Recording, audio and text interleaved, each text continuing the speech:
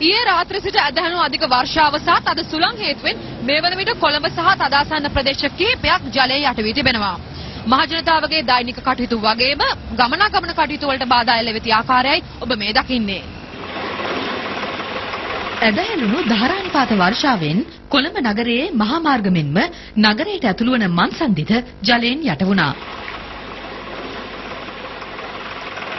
කොළඹ කොටුව, බොරැල්ල, බෞද්ධාලෝක මාවත, දෙල්කඳ ආදී ස්ථාන රැසක මාර්ග ජලයෙන් යටවීම නිසා අද උදෑසන කාර්යාලීය වේලාවේදී අධික වාහන තදබදයක් පැවතුණා.